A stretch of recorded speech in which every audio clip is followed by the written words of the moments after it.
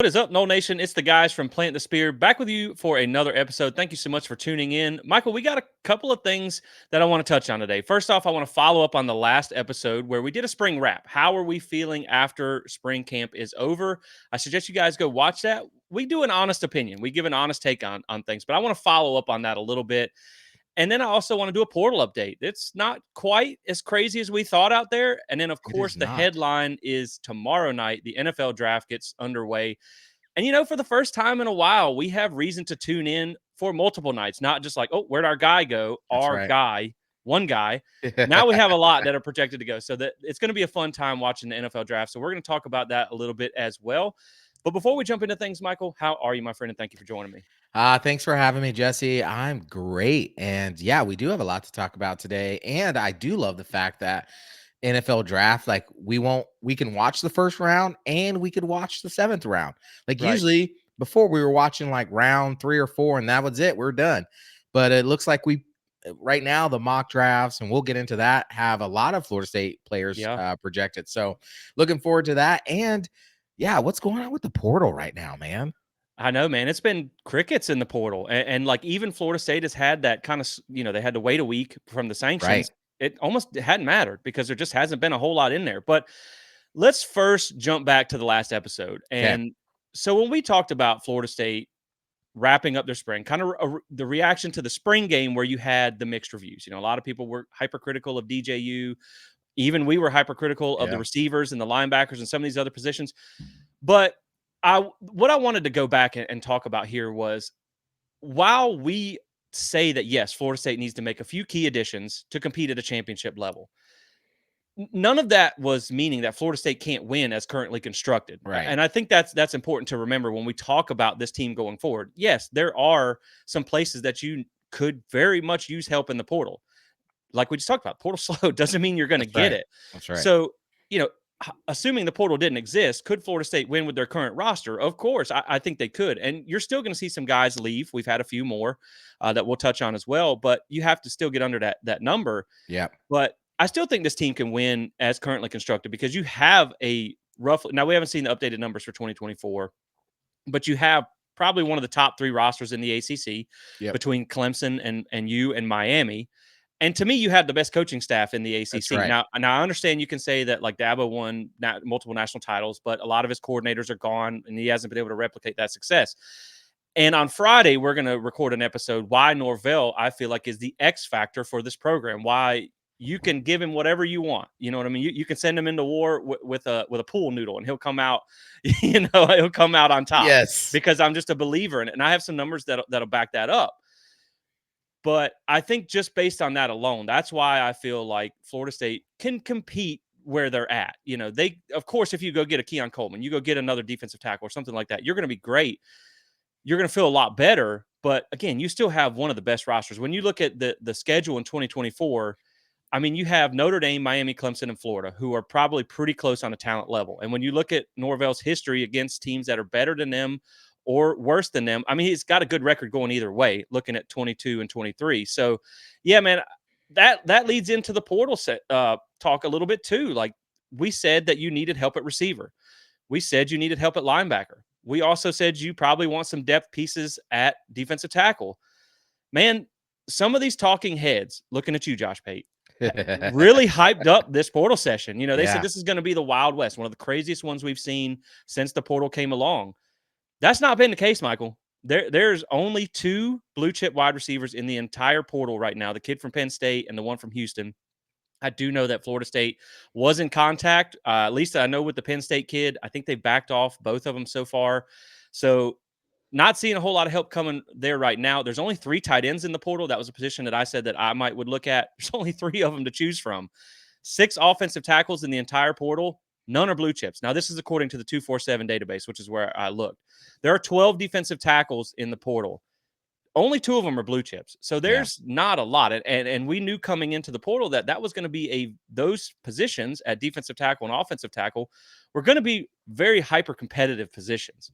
Right. So, man, you want the help, but you might not be able to find it. And that's something that we have not really experienced a whole lot in the past, where the portal has always been a fruitful tree. this is something that you kind of worried about, and there's still a week. There's still a week Yep. left. So you could still see a lot of guys enter the portal in that next week. But man, it's been cricket so far. It has been. It has been quiet, eerily.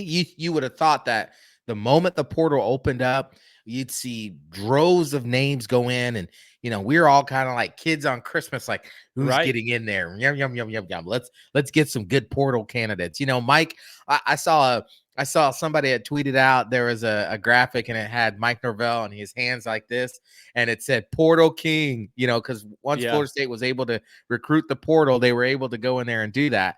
And I thought, yeah, let's go. Let's see what Mike gonna get this time. And it had literally been crickets. It's been quiet. You haven't seen, I mean, you've seen players go in, but not the caliber of players that we're used to seeing go in and Florida State going after. It's not that doesn't mean Right. that they're not going to go in. I mean, we still have a whole nother week before the portal closes, and they have to be in that portal before it closes, or they're kind of stuck to the next portal opening window. So I think that's going to happen, and we'll see who jumps in. Now, if none of them jump in, Jesse, if we don't get any additional portal candidates from this portal session, again, like you said, we're not saying that Florida State can't win with what they have right now.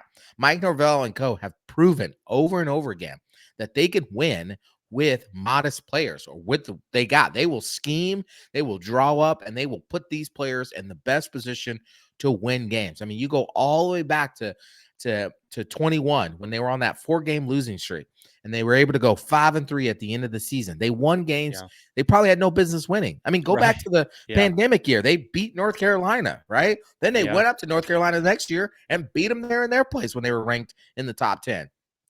So again, and then going into 22, 10-3, they won with that group. Then going into 23, where they went 13-0, 13-1, if you want to add on the Georgia Yeah. thing, right? Different team. That's a whole different team. Yeah. They've proven that they can put players in the position to win and to get the most out of their players. So, yes, we're saying here at the Planet Spirit that if this is the roster going into the football season, they can still win. They can compete for an ACC championship and they can compete for a playoff spot. We're not saying that they can't. We're just saying that there are areas that if they want to be elite status, if they want to Right. guarantee themselves the highest percentage of being able to compete for an ACC and a playoff spot, they need to go improve those areas. Right. Because I think the good point that you made was it's not that there's not players in the portal. It's just the ones in there aren't the caliber we're looking for. We're Right. kind of big game hunting. Now, maybe the receiver, the Penn State kid, maybe that was one you looked at. But I also think too, it's a supply and demand thing. That's When you right. only have two blue chips in the portal at a certain position, I mean, asking price you have to imagine is going to be That's through right. the roof. And we talked about this in the last episode. I think if it's a step forward, if it's a step up, you go after it. But That's if right. it's kind of cut even, I don't know that you take the risk of running another player off your roster That's off right. because again, it's like you talk about in baseball, the wins above replacement. You want to churn the roster in an upward momentum in an That's upward right. mobility. You don't want to just kind of even swap. So Right. I think that's important to remember too. But like we said, I mean, you look at this, you're probably going to be about even with Florida. I think you're catching them in blue chip ratio. You're probably going to be behind a little bit on Miami, Clemson, and then Notre Dame. But I mean, look at what Miami. They've lost so many players. They Yes. they are losing. They are bleeding blue chip players right now. And then you also have Clemson that doesn't add anything through the portal at all. That's And, right. and we're going to get in more into that on Friday. But you look at Florida State should be from a talent perspective able to win 8 games kind of like a basement level, just from a Yeah. talent Yep. perspective alone. But then again, like I said, you look at what Mike Norvell has been able to do going in and beating teams that have a more on paper talented roster That's than right. they do because that stars. I feel like recruiting rankings are how you rank talent, but your Yes. performance on the field is how you determine how good a player is. Correct. And so we know Correct. they can do more with some of those non blue chip players. But yeah, I just wanted to point out that I think Florida State can still win. They can still Right. be a 10-win team if they don't take anything. I That's think they right. can hit that feat. But we also are looking at this through there is still Clemson out there. There is still Notre Dame out there. That's You right. still have a Washington, maybe, they got some change there, but a Michigan or an Ohio State or a Georgia or an Alabama, that's going to be who's waiting for you in the That's playoffs. right. That's right. So if you have to go to war, like you said last episode, with exactly what you got right now, yeah, you could make the ACC championship. Louisville has lost a lot of the shine off of their portal class, so that kind of levels the playing field there. Yeah. You Yeah. could get into the playoffs with what you got. It's just going on and beating that upper echelon of teams. I think you're going to need some help in the portal. It's just, are you going to be able to find it? Because right now it's pretty slim pickings. Now, just to update on the portal, so the guys that have left so far, we already touched on Greedy Vance committed to USC. That's pretty cool. I mean, you always want to see the guys That's get yeah. a good Go shot, Greedy. Yeah. right? That's a cool spot. I don't know if I'd have picked that as a defensive player, but I know they got rid of the coordinator that they don't really like, so maybe he can help them out there. And I think Greedy's a good player. I think he'll do well out there. Can't get any worse, and Greedy's better than what they've had before. So Exactly. And so Jaden Floyd has made his way out. Of course, Joshua Burrell was out, and then of yep, course you saw Vandrevius Jacobs hit the portal, which, that's right. man, that was a disappointing one because I think you had like a bright future out of the kid, but I think there was just some things that you heard like off the field trying to get right, and just kind of inconsistent, performances that he just is going to get recruited over. You bring in so many blue chips as freshmen, and you bring in the Jalen Brown, the redshirt freshman from LSU.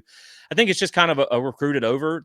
But that one, I Yeah. think maybe the one that you wish you could have kept just because of the future Yeah. prospects of it. But Yeah. they got so many receivers right now that Yes. I think you'll be fine. Well, I think with Venturi's Jacob, I think with Jacobs, the issue is you can show up on campus with all the talent in the world, Yeah, right? And blow people away. But in Mike Norvell's version of Florida State, talent alone doesn't get you on the field. It's right. talent, it's commitment to the work, it's character, it's doing, as he says, right? Doing the right thing on the field and off the field. And Yep. if you do the right thing on the field, but you're not doing the right thing off the field, he doesn't care. He will recruit over you. Right. And it's unfortunate because you saw flashes of Jacob. My goodness. I'm thinking of last season, there was a game, I can't remember what game it was, but he caught a ball across the field, and it was just like he wanted to catch that ball. Was it the Pitt game? I think it was, I think it was Southern Miss. maybe, I think it was or Southern. Southern Miss. Yeah, Yeah, I think it was he Southern caught a Miss. ball, and my goodness, you're just like, oh, that kid's gonna, And it's unfortunate that didn't work out here. So you're bummed about that. You're bummed about Greedy Vance because you love Greedy and what he gave to this program, but you're glad for him. Look, I used to live out in California, used to go to USC games all the time. So, you know, I'll watch them and, fight on a little bit there. Go ahead, Greedy. Cheer for you, brother.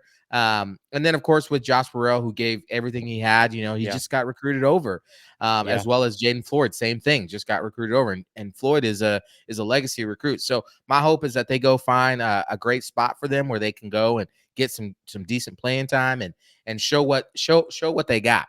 But what's interesting, Jesse, about all this is that Florida State is still over the scholarship limits, and Right. yet it's been eerily quiet Yeah. from the portal outside and eerily quiet from the portal from Florida State as well. More Yeah. players are going to have to get in soon. So you're Right. just wondering how those conversations are going. What are they waiting on? Are they seeing what the market's doing? Like it's Yeah. real interesting. I think that is a good point too. And of course, David Stickle did enter the portal as well. That's a offensive lineman, but he was That's a right. he was a walk on in the past. I don't know that helps your scholarship count there. But that's a good point, man. I think maybe you want to see what you can go get before you start telling guys to maybe take it on down the road because you might end up needing them. But I also think that is a good point, man. Is when you talk about Louisville has lost a lot of their transfers. When you talk about Miami, it is bleeding a lot of blue chip players. They've lost two of their good running backs. They've lost their backup quarterback. They've lost some receivers. I think what Florida State has done so far, obviously they haven't went and got anybody in the spring portal session, but so far, you're kind of keeping everything together. You're keeping everything in the house, and I think that's important too because sometimes it's not so much about what you gain; it's about what you stop from leaving That's right. the That's right. program when you have gotten the roster to probably the best roster Mike Norvell has had since he's been at Florida State. So as equally important as it is to go get things, get players and pieces, you need to keep what you got. And so That's that's going to right. be important as well. Now, a couple of targets to cover here as we round out the portal update is obviously, like we talked about, they did get in contact with the kid from Houston and Penn State, but reports have been that they are no longer actively pursuing them. A defensive tackle name to look at here is Derek Harmon from Michigan State. man, if you could get this guy, this would be Mhm. I would love this addition. 4-star, 6'5", 320. Now, the rumor is he's making top D tackle money in the state, and you have a reigning national champion there as well. So knowing how competitive that defensive tackle position is, it might be a hard pull. Yeah, But I think that's the top guy right there that you're going to hone in on. You're going to make that phone call, 100% that's of the right. time. The other name to know is a kind of a hybrid guy, a defensive end. He's kind of a tweener as far as a defensive end, defensive tackle, and that's Jared Harrison Hunt out of Miami. Mm, You know, crossing enemy lines there, but obviously we're happy to have Daryl Jackson, 6'4", that's right. 285, started 22 games in 5 seasons. Now, what I find funny about this and why I think you have a good chance here is he said in kind of his interview why he was looking for somewhere else is he wanted to go somewhere that could develop him for the NFL. That's what he's Mm, this late in his career. That's what he's really looking for. So, that's a little shot there down at the staff in Moral Gables. And I think really when you look at it, especially as we're getting ready to talk about the NFL draft, I mean, again, yeah, man, I started looking at some numbers from Florida State and their defensive end history. Like if Jared Verse can go first round, like you had in the past with Brian Burns and Jermaine Johnson and all these guys, and it's like, man, if you're a defensive end and you're trying to go to the league, I mean, why are you not at Florida State? right. It's a pipeline. They have put so many defensive ends in there. So those are two names to watch. With Harrison Hunt, I think that's kind of what we talked about, where it's a guy that maybe that not elite level, but can give you that solid Yes, experience depth piece. He might even allow you to let Durajaye move back more to his to natural end. position at Yep. defensive end, but they're kind of about the same size at that 6'4", 280, 285 range. But, if you're just looking for an experienced guy, knowing how quiet it has been, I think you at least make that phone call and you reach out and see if there's interest.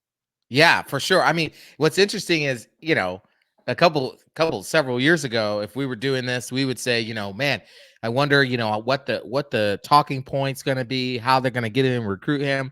Now, I can literally legit sit here and say to you, Jesse, well, if the money's right, he'll come. Right? Isn't that just Yeah. weird that we could It's say that crazy, now? man. It's weird.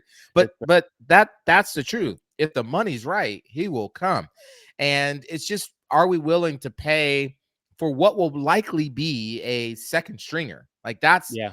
Yeah. I don't imagine that unless another person comes into the fold. I don't imagine that this is a guy we're looking at starter. So we're not going to pay starter money for him, right? Right. So is he willing to come and be a rotational piece? That'll be a part of it. How much a rotational piece is he willing to take on money wise? I think that'll be it. But I will, in the words of Jalen Ramsey, if you recruit and you isn't going to Florida State, what is you doing? If you're trying to get to the Yeah. NFL, what is you doing? I mean, I know we're going to talk about the draft, but I mean, there's a high chance that 5+, and the number really is probably 9, according to the Yeah. mock drafts, are going to be drafted from Florida State this year. Yeah. Like, And what and is you doing? right, and I think when you look at Harrison Hunt, he's not the starter at Miami, so he's gonna maybe you go a different route to get to Right. that starter reps, or maybe you go to a program and be a backup at a program that has put a lot of defensive ends in the NFL, and of course Miami has put defensive linemen in the NFL too, but not Yeah. so much in recent years like Florida State has from the defensive end position. But it's just a guy, again, that's experienced. He's a Power 5 player. It's his last year, so he's gonna be looking for that development. So that's That's right. that's 2 of the names that we've heard. If you're gonna go after the Michigan State kid, yeah, that's one you're probably gonna have to pony up some cash for. You're gonna have to Gonna back up the throw him some Brinks truck money. to get him. Yeah. Right. So maybe, it's just like you said, man, it's crazy, like, how you have to kinda weigh all that into the financial aspects of the decision. It's nuts, man. But speaking, of the NFL, we'll transition in. We're basically talking about NFL light now. We'll get to the NFL. But first, Michael, you can no matter what you have to do with the portal, who's going to stick by you the whole time with some awesome Who? FSU gear. That's Alumni Hall Let's FSU. go. And you can get 10% off on awesome FSU gear by using code SPEAR online or in store. So guys, go load up for springtime, get you some new stuff before the season arrives.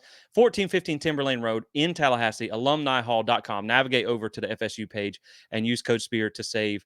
So we appreciate you guys for supporting those that support us. Now, tomorrow night, Michael, it kicks off. I'm excited. Let's go.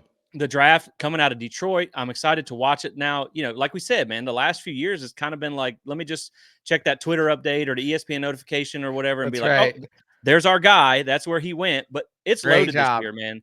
Yeah. And It so, like you said, you're looking at probably around 8 to 10 possibly more guys that Yep. are gonna get taken, and that's really really exciting from a fan perspective. It's really really exciting from a program perspective. I Yes. think it's going to give a feather in the cap to Mike Norvell and the staff when you talk about recruiting, even from a portal and high school level. This is kind of like the one little piece that they've been missing as far as like what they Yes. have to sell as far as their package. You've got the success on the field. You've seen what you can do with transfers and all that stuff. You've done all that. But now it's, can they go in like an Alabama or someone Correct. like that and say, look, we're a pipeline to the league. And I think if you put 10 guys in the league, man, that's going to be huge for recruiting. And I'll kick it to you on this, but I even told somebody on another podcast that when I was talking about this, they asked me about the Orange Bowl and stuff like that, and I was like, there was a lot of these guys who were in line to be drafted that were dealing with injuries. Fisk was one of those guys. A lot of these guys, the receivers, Keon Coleman, Jaheim Bell, we know they were all beat up at the end of the season. That's right. It wouldn't almost surprise me if Mike Norvell was like, look, man, if you're not 100%, you just take it on down the road and get ready for the draft, because I still, and I'll be honest, man. Like, I know we like to joke around and ignore that Orange Bowl. Look, we probably weren't beating Georgia without Jordan Travis. It is what it is. Nah. Yeah. So for me, it's like, what would have been better? Losing to Georgia by less points, or putting 10 Right. guys in the NFL because they were able to go have that big combine day. They were That's able to right. get healthy for workouts for these teams in their pro day. Because to me, I think putting 10 guys in the NFL versus, losing to Georgia by 20 points or That's right. whatever, or 20 points less or whatever. It was a lot of points. We're not even going to bring that up. I think that might be as good for your program. I think that might be as That's right. good as a selling point in recruiting than winning a meaningless bowl game. Yeah, absolutely. I mean, you think about it, first year, Mike Norvell comes, you have Jermaine Johnson that gets drafted. It's a big deal, right? He goes in the first round. Then the next year, you have Jamie Robinson that gets drafted, right? And so it's a big deal, right? It's big, but it's only Right. been one, right? And Right. so everybody said, "Oh, that's inherited. He can't develop. It's already whatever. He only what." Well, now this year, we literally have, like you said, 8 to 10 players possibly to be drafted. And we have a surefire first round. I mean, I'm gonna call it. I think Jared Verse should be a first Oh rounder yeah, for sure. Yeah. for sure, right?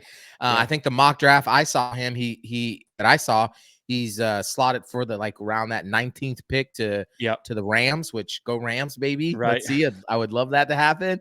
Yeah. And then you got Coleman and Fisk, who are looking like probably round 2 grades area there. Yeah. We're gonna And then I must say we're gonna go through kind of all of yeah, them and where they're yeah, projected. But no, I agree, man. I think it's huge. And I think when you tie it directly to the success of the program, it tells a story. And yeah. so when you look at, and I went back and looked at some numbers from 18 to 23. So you have to go a year in advance on your seasons. That's Okay. 17 to 22. Right. Florida State had 9 players taken over 5 years. The Wow. record was 30 and 30 over that same amount of time. So when you look at from 2008 to 2012, leading up into the national championship year, they had 14 players taken over 5 years. The record was 42 and 24. So then you look at 2013 to 2015, just 3 years, they had 29 players taken Jeez in the Louise. NFL draft. And the record goes along with that. It was 39 and 3. Yep. So now again, you take I mean, half the guys who were drafted weren't playing, so we'll say they were 13 and 0. I mean, Yes. honestly, like, you Yes. can't count a loss against half of them that I'm weren't just there. saying. Yes. Right. So, like, if you're looking at a team that was roughly 13 and 0, and now you're going to put 10 guys in there, you can see this is what you want, man. I know That's it right. sucks to lose all those guys going into the next year, but if it means that is showing that you're elevating that talent level to now you're having double digit guys being drafted and your record is following along with it, this is what you want to see. That's right. And so now them putting this many players in, man, I think like you go into a high school recruit's home and you're gonna say, look, we got guys to the portal, or I mean to the NFL. You go into a portal guy's house and say, hey, look, we got all these Yep. transfers that are going to the Yep. NFL. And you touched on it, man. People will say that they can't develop because a lot of these guys are transfers. But again, man, Trey Benson come in off a knee surgery, a major knee injury, hadn't really had anything going on there.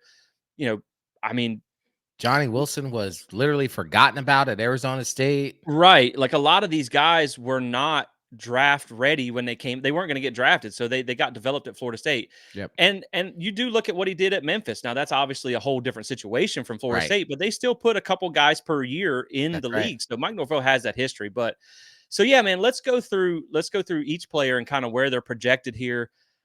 I'll be honest, I'm telling myself a little bit, Michael, I'm not a big NFL guy. I see you got the Rams gear in the background there, so I know you have a favorite team. I like my wife is a Patriots fan, so I kind of like them by Boo. proxy. I know it's Boo. gonna get a lot of boos. Everybody hates the Patriots. Hey man, I'm excited to see what they do. Now, like to be fair, I think I own like 2 pieces of Patriots clothing. So like I'll cut you over Florida State, That's right. but it is what it I is in might the end. push you over the Patriots. Exactly. I might use a strong tone over the There you Patriots, go. but I'm excited to see what they do in the draft on a side note because now that they don't have Belichick, it was not Yeah, so that's gonna much be whether we interesting. always ask like who are they going to draft, it was if. Yep. Because it'd be like, "Oh, here comes the second round draft pick." And they traded it for a 7th round pick to draft a kicker out of Tallahassee Community College or something. It's like, what are we doing here? So like What's going on? it will be interesting to see how it goes, man. But I think it always is like people want to see the players that they love go to their favorite teams, and that's That's really right. where I sit with the NFL. Like I have teams I don't really like. I don't. I think the Jets are kind of like Miami. Yeah, The Hurricanes. Like unless you're a fan of them, like no one really likes them. that's I think true. so. I'm not a big And they Jets never fan. win, so, Right. So like I don't really want to see my guys go there, but I kind of follow where like I like Jameis, following him from the Saints to the Bucks and all that stuff. But yeah, man, I mean like maybe I'm looking for a new team, and I think one of my stipulations is going to be a dome yeah. because I've been to one Patriots game in Oof. my lifetime, and it was the last regular season game of the year. The coldest, I picked a great one. The coldest game in New England Patriots regular season history. It was -2 with wind chill. My gosh. Bro, I have Southern blood, and I Yeah. brought my clothes from down south. So I thought I was gonna die. It was like Doak can be tough in the summer, Mm, sometimes when it's like a season opener in September. yep. That was on a whole nother level. That was painful.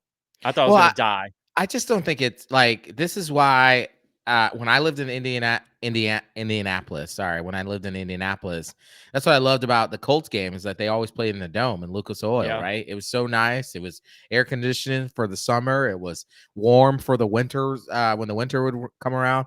For those people who go to Lambeau, who go to New England and to those the games, Bills, like the man, Bills when jeez. they're like throwing snow at each other during the games, I'm like, no, that is not football. I'm sorry, that is not. I do not like that. So God bless Yeah. you for staying through that, man. You're one of a kind. It looks cool. Like I always said, I was kind of disappointed it didn't snow more, just so I could say I've been through it. But man, after that experience, like I had hot hands put in places I don't even want to talk about. Uh, but I will say too, like going to the FSU versus LSU in the Superdome. Oh man, that was I spoiled. bet that Like was I awesome. could get used to every new stadium should be a dome. Like air conditioning at a football game in the South in September is an absolute Oof. godsend. So let's jump into it. So we know that you like the Rams. We'll see. For me, man, I think what killed me was I grew up north of Jacksonville, so we had the Jaguars. Yeah, the Jags, yeah. You really kind of show up to see the other team. Now, like now, I'm 45 minutes from Panther Stadium, and they're garbage too. So like you kind of like now they got rid of Brian Burns. I literally have like no reason to watch. Yeah, Maybe Jamie Robinson, but like hopefully they can get some guys. At least you go for the other team. But it's cool to experience. I think you get the NFL stadium experience, which I think is also one of those reasons why I'm excited to see how Doak turns out yeah. because you see those NFL Yep. amenities and that is really nice. But jumping into the draft, man, the first one, like you talked about, Jared Verse looks all projections. I basically looked at NFL.com and PFF, Pro Football Focus. Gotcha. Both of them have him in that first round, like you mentioned, around 16 to 23 is what Yep. I got. Either like the Eagles or the Vikings, maybe to the Rams, like you said. Please, Man, that would be please. probably better than the Eagles and the Vikings. I think Yeah, going out to California would be a pretty cool place to play. But yeah, man, I'm looking yes. for Verse to kind of take the torch, Absolutely. from the other first round defensive ends we had, and then hopefully he passes that to Marvin Jones Jr. going That'd into be next year. nice. That'd be nice. Yeah, Yeah, I mean, Jared Verse, like, I mean, he was when he got to Florida State, you saw it. You were like, how is this guy at New Albany? Like, what in the world? And then his yeah, first year, I mean, he dominated. He dominated his first year. Last year he had dominating stretches, but right, obviously now that teams knew who he was and what he was about, they shaded the line to him, which allowed Pat Payton and all those other guys to eat, which also helped freed up Braden Frisk, which is one of the players we didn't even talk about in the development part of this episode. right. Mike Norvell, this guy was a nobody on nobody's radar. And then when he got in the portal, yeah, some schools came after him, but Mike Norvell and that staff was on him early, which is why he came to Florida State. And look what he turned into one of the most dominant defensive tackles in the country this past year. And Yeah. so, that was another benefit of having a Jared Verse. Like a Jared Verse changes your defensive line Yep. room. And so whoever is lucky enough to be able to draft him, please Rams, please do the right thing. If you Right. get if he falls to you at 19, whoever's lucky enough to get him, they're getting a great character, a room changer, a defensive line changer, and a havoc wrecker. Yeah, and again, I'm not a real big NFL guy. I know you can have some years that are, really loaded and some that are really Right. not. Man, when you look at some of these, like, I mean, you're looking at I think I saw, like, guys like Xavier Thomas and stuff like that Yep. that are 5th and 6th round. I mean, you got Yes. this is a Isn't that really wild? loaded. Right, like, this is a really loaded draft class, I feel like. So, I mean, there's gonna be a lot of competition when you see some of these guys maybe go a little bit farther Yep. down. And I know all this depends on salary cap and needs and what the team needs, and so, like, Right. that's why I let the professionals handle it. We focus on FSU, but getting to Braden Fisk, I mean, this guy won the combine. He won the Oh, yes. postseason. The ACC championship game, like, really, man, just really elevated his draft stock. So far, what I'm seeing looks like NFL.com has him round 2, pick 48 to the Jags. Maybe, Okay. I hate to see you go to the Jags, see you go to the Jags, but the PFF has him round 2, pick 54 to the Falcons. I don't know that that's Okay. a whole lot better, but Yeah. maybe better than the Jags. But yeah, man, I think it would be cool to see him kind of stay in that southern region so you can get FSU fans to be able to watch him. But man, I think Fisk is going to have a really just a great NFL career. I think he's going to prove a lot of guys wrong. And I think what you saw from him late in the season, man, he's Yeah. just a hard working guy. And I think he's going to go out there and have a very successful NFL career. And, again, he's like you said, he was good at Western Michigan. He had Yeah. production. Yeah.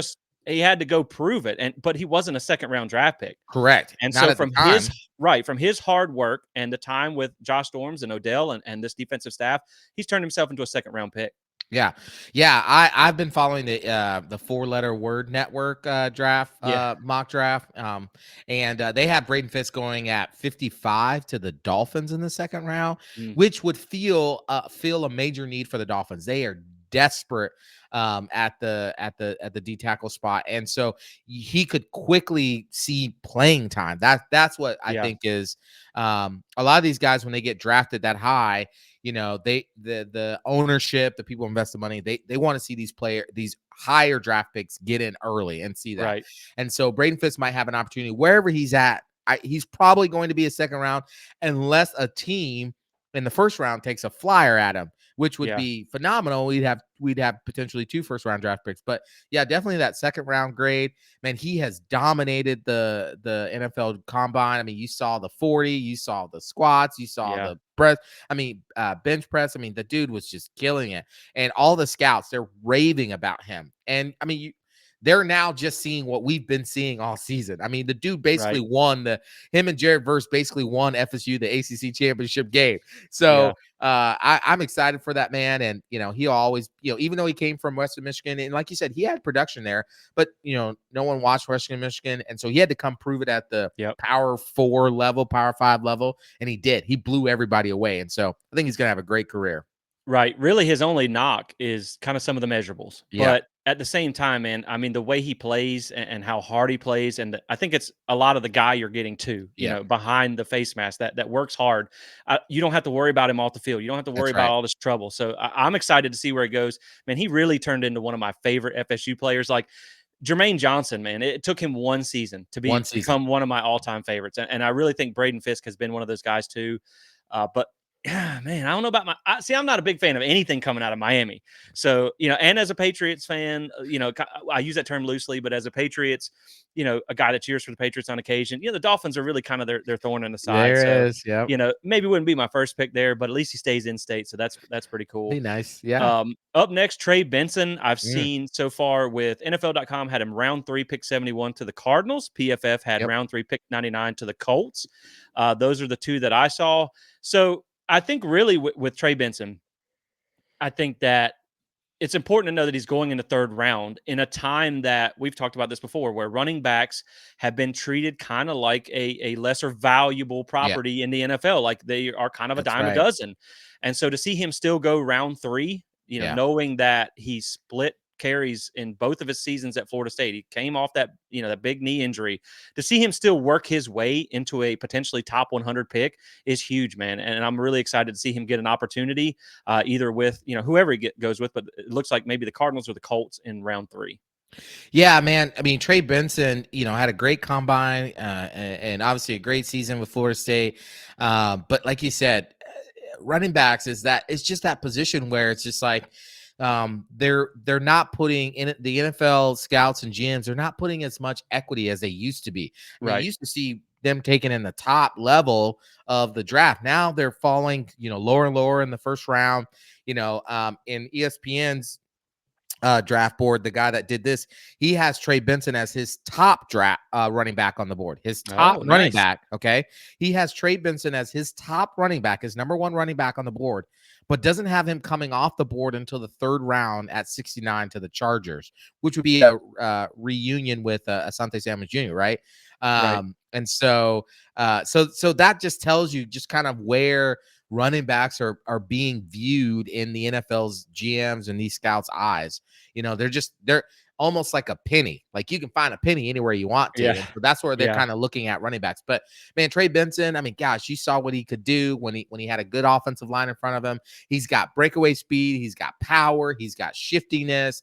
He can catch the ball out of the backfield. And so he's gonna have if he stays healthy, he's gonna have a decent career. Agreed. I think he has the size to be, durable in the Yep. league. And I'm looking because, what you were talking about a second ago about him being the first one off the board. Yeah, man, I'm looking at PFF right now just to see, and their very first running back isn't until the 56th pick Yeah. in the second round. And right now he's the only one listed in the first 2 rounds. So I think again, when you look at, maybe it's not the strongest year for running backs, but Right. I think, like we said, in the modern era of the NFL, to see him still be projected at round 3, I think is big Right. for him.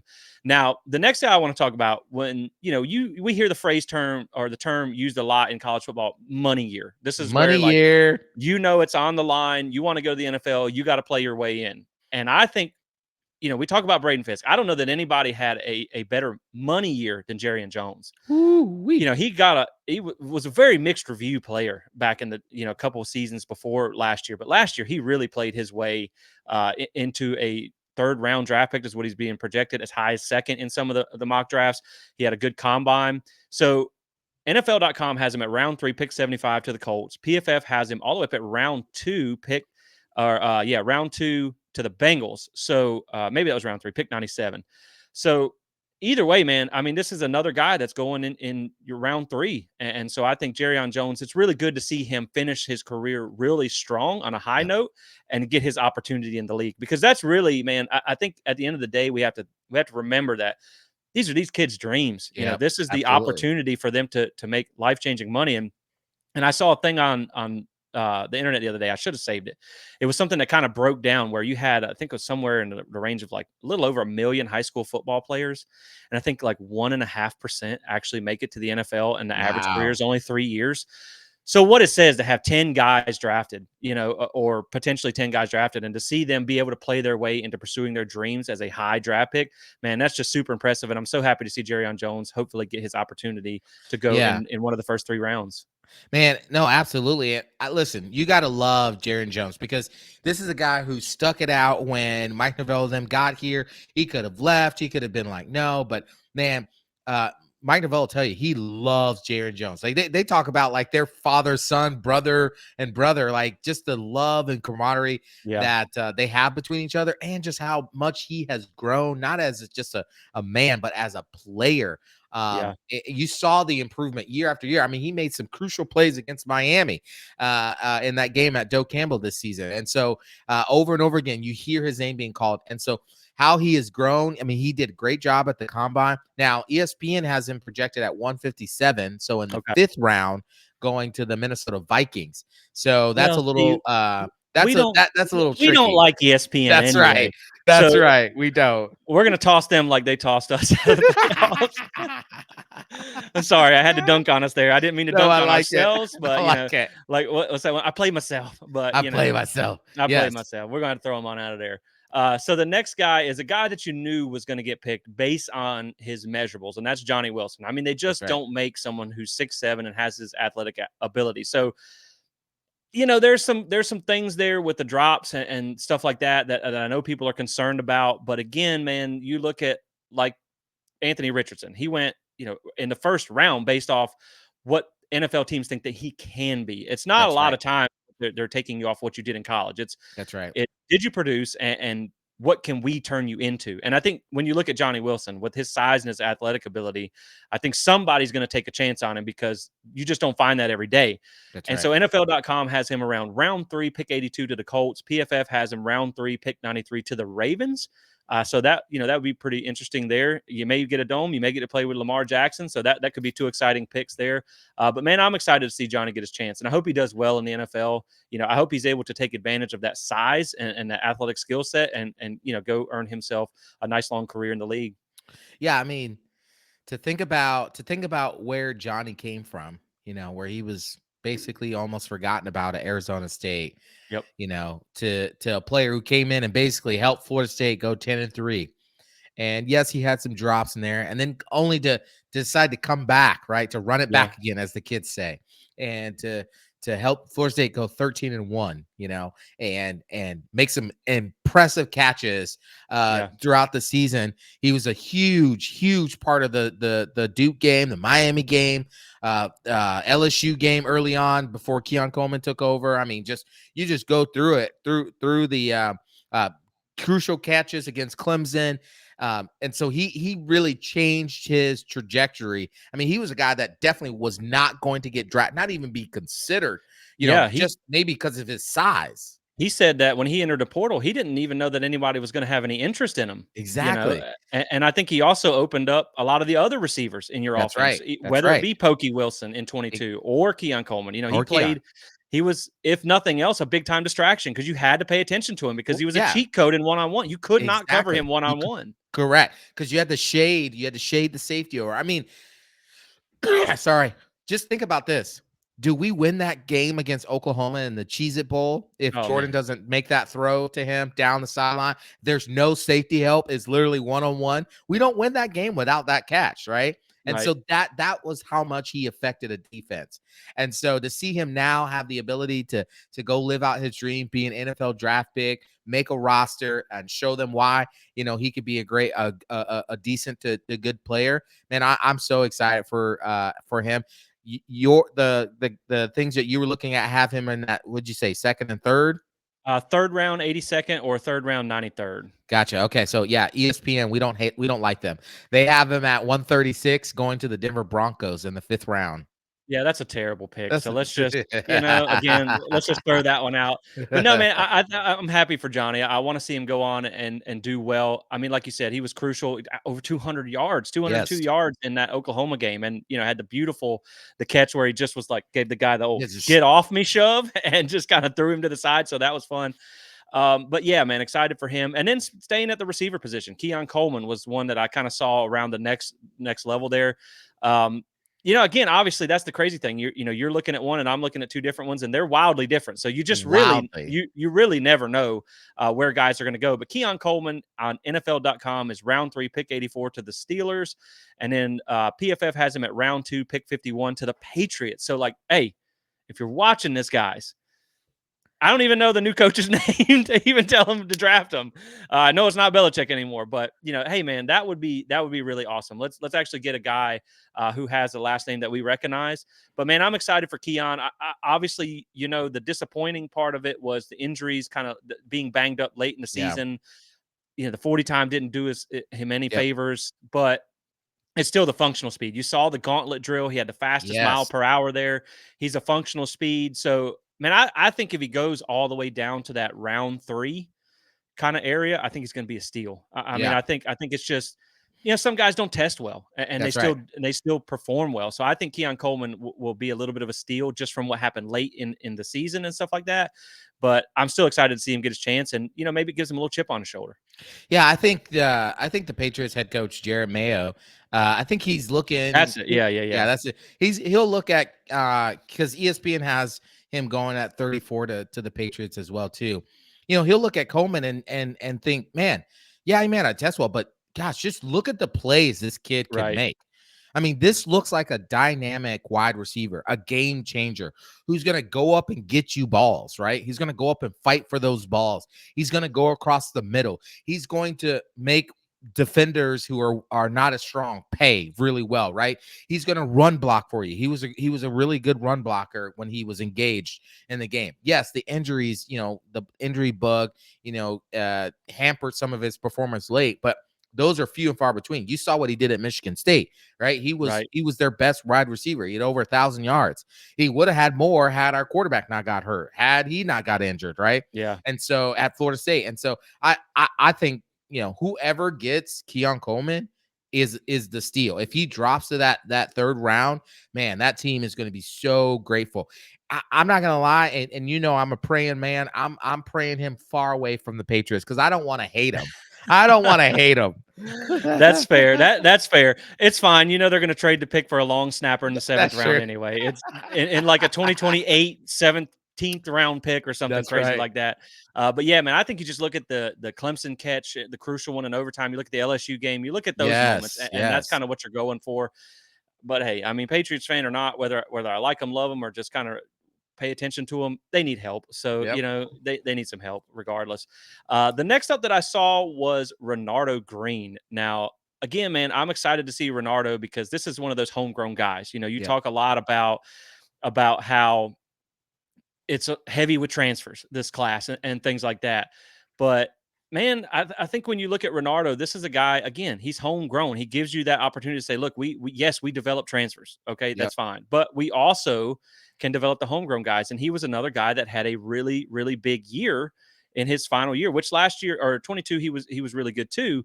But so the way NFL.com has him is round 4, pick 119 to the Steelers, and PFF has him a little higher, round 3, pick 77 to the Raiders. So, that's pretty cool. Get to go out west. Maybe to the Steelers. I'm not a big Steelers fan either, man. Their fan base is just with the terrible towels and stuff like that, man. They're a Pittsburgh fan. They're like Cowboy fans. They're just everywhere. Like, why are you why are you here? You know what I mean? Like Why everybody. do you live in Pittsburgh? Right. Like, well, outside of that. Yeah, exactly. Like why are you in Charlotte or whatever? Like, what are you doing? So maybe don't go there, but man, I think Renardo is going to have a good opportunity to go out and prove himself. And this is a guy that he really did go out and earn it. And so I'm excited to see him get an opportunity. I mean, let's just talk about this for a second. This kid, Ronaldo Green, 2 years ago, you didn't hear a thing about him, right? Not a thing. And then literally over the last 2 years, he's become a lockdown. And I use that word. I don't use that word very often. I use it very sparingly. That dude, that bro became a lockdown corner. I mean, Yeah. just incredible. Like you just knew, stick Ronaldo Green on him, and the receiver is not going to have a great day. I'm not saying Right. he's going to prevent the guy from catching balls, but he's just not going to have a great day. And you go look at his PFF grade, you go look at his stats and what the quarterback's completion percentage was against him. I mean, it is far and beyond incredible what this kid did. I mean, you knew one half of the field take away because Ronaldo Green's on that side. And so for him to get into the NFL, hopefully get drafted, I would love for him to go to the Raiders. So I'm not a Raider hater. I like the Raiders. They play in the Death Star. I play NFL Madden on PlayStation 5, and I love. Right now, I'm doing a dynasty mode with the Raiders. I've won 4 straight Super Bowls, by the way, because I'm awesome like that.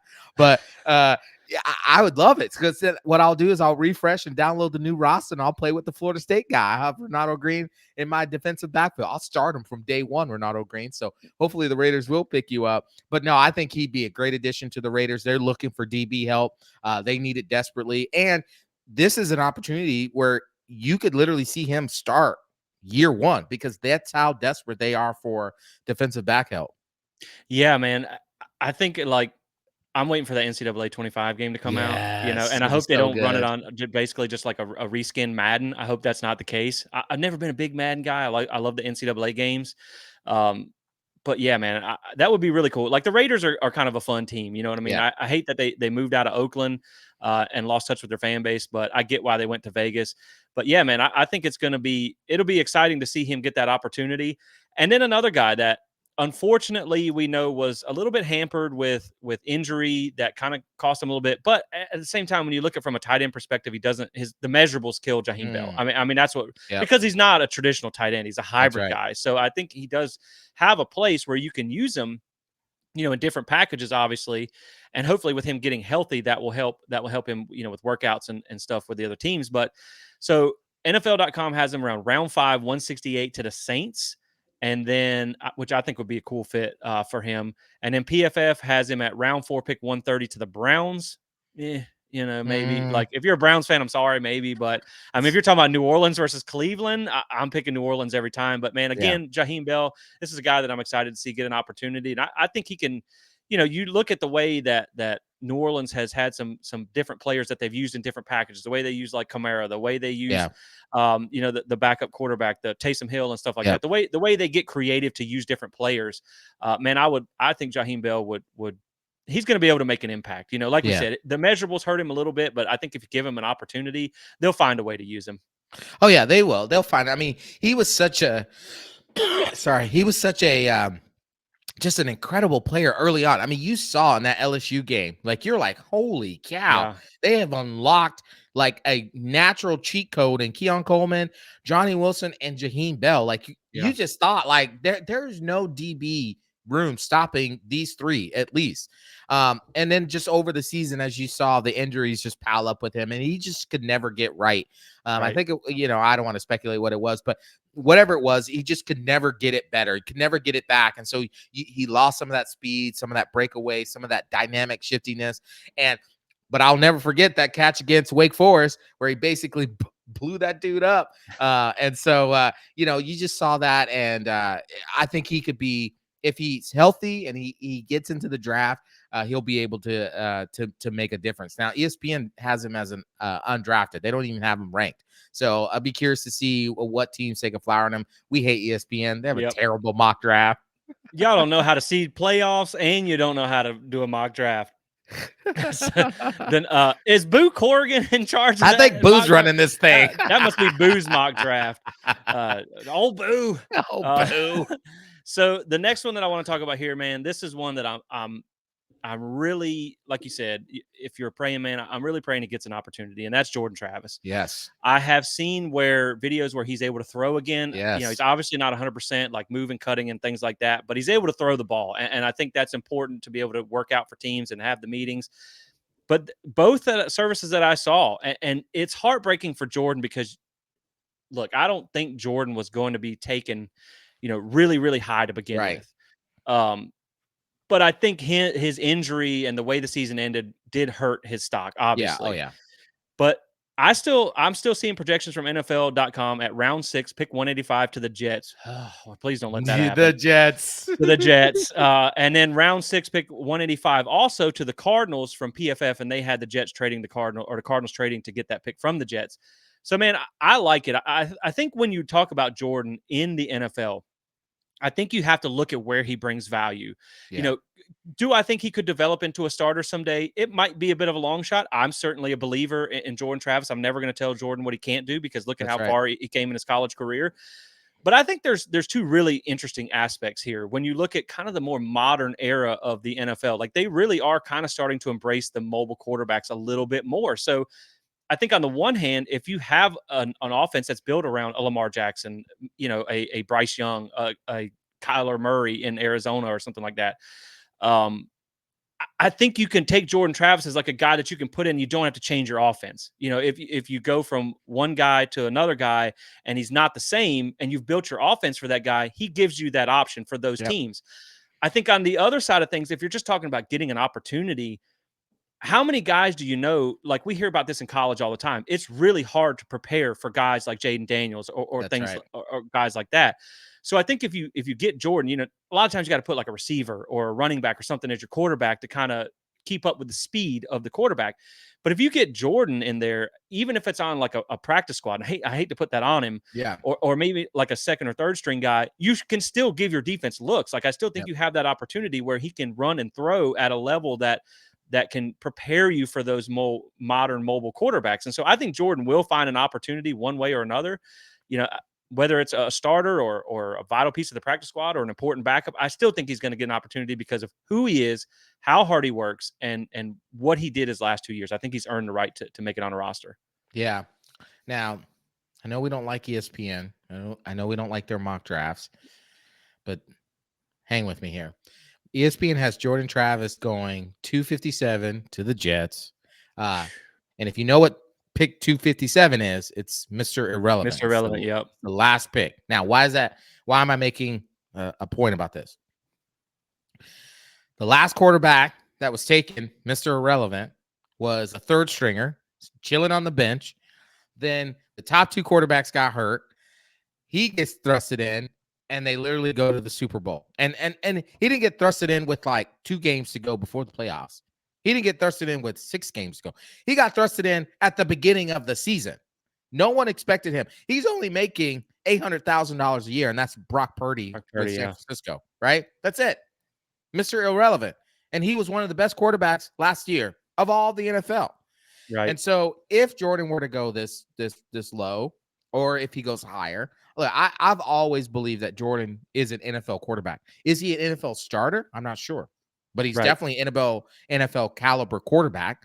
You've seen his prototype work before. You've seen it in Colin Kaepernick. You've seen it in Lamar Jackson. You've seen it in CJ Stroud for the Texans. You've seen it in Deshaun Watson. You've seen these prototypes. His size and his injury prone, I think the problem. That is really what hurts him the most. But I think from a skill set, I think he's got what it takes. Absolutely. Yes. His size and his injury, the potential of getting injury. Yes. That's always going to be a thing that scouts are going to worry about, that GMs are going to look at.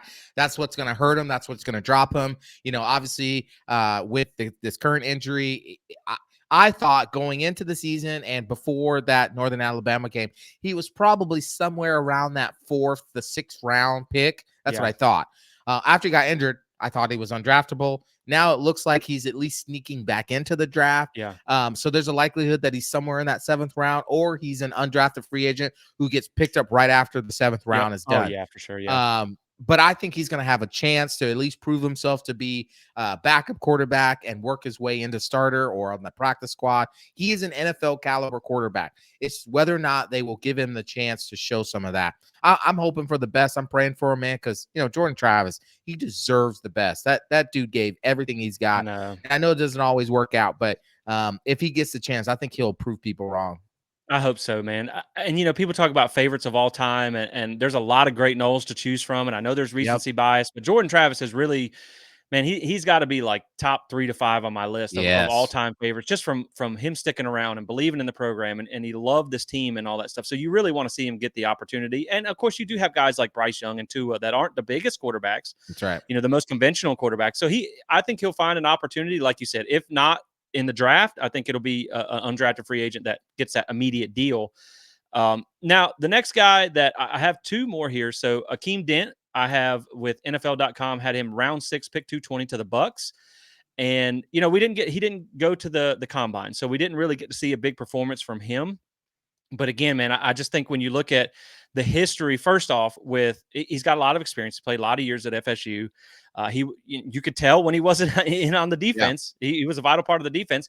And then I think you just also have to look anytime you have a DB from Florida State. You know, I mean, and this goes back to Renardo Green, something that I forgot to touch on when you were mentioning it. I mean, you look at 2 of the top 5 picks in the draft, or top 10 projected, are Malik Neighbors and Jaden Daniels. Well, that's right. Who put the clamps on Malik Neighbors? Shut him down. Right, better than anybody all season. So, I just think when you look at the history of FSU DBs, I think you're going to get a look regardless, just because. Man, I think I love Akeem getting an opportunity because, again, this is another homegrown guy, waited his turn, came up through the system, and it's now his opportunity to go shine in the league. Now, you know, he may go in a very lower round or even an undrafted free agent. But I think, you know, if he gets a chance to prove himself, he should, you know, he can make a roster. Yeah. Again, this is another case of a really good player who is NFL quality, who may not, you know, get the look that he should get. But actually, I agree with you, because he's a DB. They're going to look at him. He's going to get a look. But he was the quarterback of the defense. I mean, we saw it when he wasn't in the game, when he wasn't playing. That's when we started to see teams drive up and down the field on on Florida State's defense. But when he was in there, man, I'll never forget. I'm still mad to this day that they called the flag on that hit against Florida. I mean, because that Man. was a beautiful sack. I mean, it was a beautiful Yeah. time blitz. He read it perfectly. He got the line on the right shift. I mean, it was just, you saw his intelligence, his football IQ, his power, his speed, his athleticism just come to display on that one play, just that one play alone. Yeah. That was the Akeem Dent play. He He can knocked their replicate that. he knocked Florida's he knocked their quarterback into the portal. Yes, he did. Because Yes, Max he Brown was did. like, I don't want no part of that He's like, next year. I I'm don't want out to of play here. that again. Yes, he did. And so I think he'll get a shot, whether it's, where you had him drafted at 220. ESPN doesn't have him on there. Again, ESPN sucks. But Yeah. I think he'll get a chance, and he'll show exactly why we love why FSU DBs just really thrive in the NFL anyways. Yeah, and I could probably see that undrafted free agent, but we'll see. And another one that kind of has around that area both, and that's Fabian Lovett. Now, NFL.com has him round 7, 228 to the Ravens. Now, PFF didn't have him at all, undrafted free agent, and like you just got to get your opportunity. I mean, you Yeah. you would want him to go in the draft. He's a veteran player. Yep. He was dominant at times. When you look at some of the stats of what Florida State was able to do against the run when he's in Yep. versus when he's out, he made a massive difference. I just That's think right. you have some injury concerns there that obviously haunt somebody that of that Yep. size because you Yep. you always worry about that. But, I mean, even if you get on a roster, I feel like Fabian's a guy that can make enough of an impact that if you just give him the opportunity, he can play his way Yeah. into a role Absolutely. because I think he can be an impact guy. It's just he might have to work his way up. Yeah. Yeah, I definitely see that. Yeah, ESPN has him at 178 going to the Steelers. Um and definitely that special teams, punt block team. I think that's probably where he'll most likely get a lot of chance to get on the field early on, unless he just starts dominating in practices and they're like, oh, we got to get this guy in the rotation a little bit there. Man, there were so many times where a run looked wide open and then you see this big body zero come into play Yeah. and just completely shut it down. He came back for another year. Man, we were begging for him to come back. He did help that D line get better and just be dominant. And so you just wish him luck. You just hope that Yep. somebody will give him a chance to prove, why he is what he is. And he's a great dad too, by the way. I mean, Yeah. I love seeing his kid at the game and so I just wish the best for him. I was just about to say that he is a family man, and that's why it was almost surprising that he came back for another Yep. year. Yep. Hopefully, obviously, NIL probably helped with that decision, but you want to see him go out and be able to be able to support his family through the NFL. Right. That would be amazing. So we're cheering for him as well. And even like when you talk about Jordan, if he does become Mr. Irrelevant, like that would just I would hate to see it. I mean, at least it's better than undrafted free agent, but that would be the most Jordan Travis-esque thing. Yep. Like you Yep. come from wanting to leave quarterback to, then you finish fifth in the Heisman voting, even though you got hurt, to now you're Mr. Irrelevant, to hopefully maybe you can have an NFL career. But two other guys I want to touch on that both were listed as undrafted free agents are, in that area that I think will get an opportunity is Kalen DeLoach and Tatum Bethune, the Yeah. two linebackers. Now, I think when you look at Kalen, I mean, it's an athletic play here. The guy is a missile on the field. Yep. He's again, that's a program guy. So you hopefully you see him get an opportunity, even if it is as an undrafted free agent. Tatum Bethune, we know he dealt with some health Yep. issues there towards the end. He was playing really banged up, but man, he had a big game in the ACC Oh championship. man, big He's game. got a boatload of experience. If you're looking Yep. for an experienced linebacker, so you're hoping to see these two guys get an opportunity, even if it does come into undrafted free agent kind Yeah. of working. We're starting out and then just working your way. And like you said, even if it has to come from a special teams or a practice Right. squad and working your way up, as long as they get an opportunity, I think these guys had the work ethic to go out and earn their spot. Yeah, I mean that's why Mike Norvell loved them because they're about the work, and in NFL, man, that's all you got is the work. And if you want to make anything of yourself, you're gonna have to work really hard and prove yourself to those guys out there. And man, listen, Kalen DeLoach, he's got the sack, fumble, scoop and score of the decade. Like, I mean, Yeah. who can forget that moment, right? That Right. little sideline blitz there against Caleb Kubnik and getting the ball from Fisk, who taps it to him and he gets to the end zone. Changed the game. Yeah. Changed that. We were Yep. losing. They were driving, and Yeah. we were losing. And so I just have a great appreciation for for Deloach. His dad was on Twitter. He's such a nice Yeah, guy on I Twitter. know. I And, love Rob. He's a great yeah, guy. Rob's a great guy. And then of course, Bethune. I mean, gosh, injured, knee not feeling great. Has a sack, then comes back and has a pick. That really kind of helped really flip that ACC championship game on its head. And so, yeah, I think those guys, they're about the work. They'll get a chance Yep. and they'll have to go prove it. But man, hopefully they're able to do that. Yeah, I'm definitely cheering for him. I mean, like you said, they all come from awesome families, but Kalen Deloach, his dad has been very involved with the Yep. program. Rob's a great guy. He's got a very successful brother who plays Yep. basketball at Georgia. His sister is a track star. That's right. He's a 912 guy, and as a guy from the 912, I'm cheering for the hometown crowd. So hopefully they get their opportunity. But man, that you're looking at based on the different projection models that we have here, anywhere from around 8 to 11 guys. And Yeah. again, man, I mean, Florida State hasn't had that many since we were competing for national championships. And so again, I think it just That's right. speaks to the program, the talent level of where they're taking this thing. That if you have that many guys going to the league, the success follows on the field. It usually works in that direction. So, man, again, if you can go into living rooms in the upcoming years and say, look, guys, we put 8, 10, 11 guys in the league, that's going to be huge for them. I mean, Yep. that's going to be a big feather in the cap. And like we said, it's kind of the one thing left that they've kind of not had to sell other than at the That's right. defensive end position. But yeah, man, I'm really excited to see just the whole draft take place because again, like you said, we got potential first rounders all the way to seventh rounders, undrafted free agents.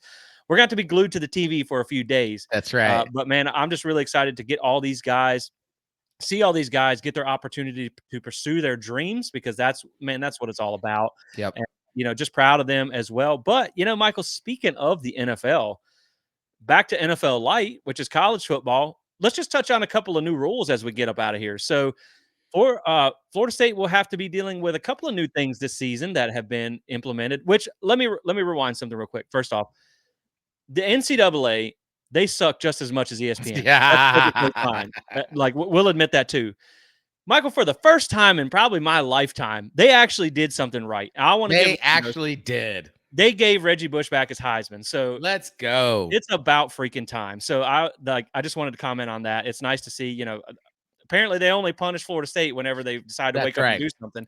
But Ridiculous. yeah, so it was nice to see Reggie Bush get his Heisman back, especially with as crazy as college football is nowadays. I mean, come on. But the 2-minute warning is going to be a thing this year. And then also in helmet communications, we were talking a little bit before the show. I like both. When as far as the 2-minute warning goes, I don't really think it's going to make or break the game for you. I mean, the game was already shortened last year with the new clock rules. I feel like with the 2-minute warning, of course, it can work against you, but I feel like there's going to be times where you're going to be really glad that you have Exactly. that 2-minute Yep. warning.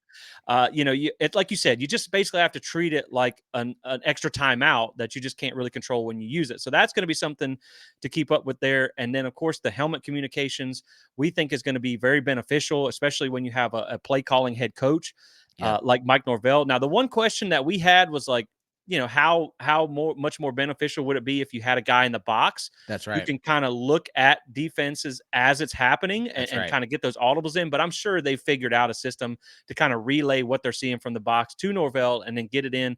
It will cut off at the snap of the ball or the 15-second mark. So, man, I think what this is also going to do too is you're going to see this push the pace of offenses. And we know Yep. Mike Norvell likes to go fast when they can, when they're able to do that and they're all on the same page. But like you think about them Oregon offenses back in the day where it was Yeah, like, man. Woo. a snap every like 10 seconds. I think where that's going to help you is you're going to be able to get up to the line up. We were talking about before the show. This is one of those things where you would see the team come up to the line up, stop, look at the sideline, get the read, and then call the audible. But Right. now you're not going to have to look. You're going to be able to Right. just relay the information in. So I think it's going to benefit those teams that go fast. It's probably not going to help Iowa's offense a whole lot, but nothing will. Nothing Um, will. but yeah, man, I think these are two cool changes. I mean, helmet communications is come on, it's 2024. What are we doing? It's about time. And the 2-minute warning, I mean, we're basically becoming the NFL with no, free agent rules. So That's might as well right. throw in a 2-minute warning too. That's right. And That's right. I will say, I'm sure the kickoff format's probably going to follow the NFL. Oh, Uh, dude, I hope so. I love that kickoff format because it looks yeah, like it's a lot more safer and it looks like more exciting returns that can happen. right. I'm sure Which that's I've coming down the missed that. line. I've missed Me the too. good like a good kickoff. It, Um, it's a waste. And I'll throw it to you on this, but I did see one where it was a funny video where it was a guy who's like a British guy who's watching football and he was trying to sum it up. And he's like, I don't know what this play is, but they kick the ball into the end zone and no one ever does anything. So I don't really understand why it exists. So yeah, I think you're right. It does at least put kickoff back into the action of the game. But yeah, man, two new exciting rules that I think are going to be beneficial. Yeah, I think so too. I think the 2-minute warning is a money grab. Let's just be honest, because it gives college football the ability to go to more commercials. More commercial equals more money. So that's really what it is. But like I said in the pre-show, teams will just have to treat it like a timeout. Basically, if you treat it like a timeout, then as you're in the fourth quarter, whether you're behind or you're ahead, you start to map out, okay, how do I get this game to the finish if I'm ahead? How do I get our team back into the game and winning? If I'm behind, and how does that 2-minute warning play in that? So that's really all it is. You're just trying to leverage it as a timeout. With the headset communication, I think it's great. It's been long overdue. I think it's going to speed up the game. At least speed up the offense a little bit more. The defensive coordinator will also have a headset into a player on the defensive side as well too. So if you have, so again, it goes to that question of, if you have people in the box, they can tell you formation, they can tell you coverage, what they see, and that can help too. But you also have to leverage like how much you want to be in the ear of the communicator or in the ear of the quarterback or whoever the quarterback of the defense is as well. Right. And they'll figure that out. We can't hear any of it, so it won't really affect us. But Right. that'll be an interesting thing. Yeah, man. I think it's again continuing to modernize the Yep. game. I think it's about time for some of these changes. And like you said, the 2-minute warning is probably just another commercial break, but it is what it is. So that's going to do it for us today, guys. Like I said, make sure you tune back in. We're going to be recording another episode Friday, and I got some stuff that I want to share about why I think Mike Norvell is the X factor. Like I said, you can send him into war with a pool noodle, and he's going to come out on top just because I'm a believer in him, and I got some interesting numbers to back that up. If you've watched this far, like and subscribe to stay connected to Plant the Spear. And again, guys, just get ready for that NFL draft, man. I don't know about you, Michael, but like I'm gonna go get some wings tomorrow Yes, night, and sir. maybe kind of sit down and make a little party out of it. We Yes. we haven't had this in a few years, We so you haven't got to had a kind of fun time. exactly. So you got to live it up, man. But yeah, just excited to see all these guys get their opportunities, and we look forward to catching you guys on the next episode. Make sure you check out plantspear.com, where all of our stuff you can find everything, and check out alumnihall.com to load up on some new FSU gear. Use code SPEAR to get 10%. Thank you guys so much for your support and for tuning in, and we will catch you on the next one. As always, go Knowles. Go Knowles.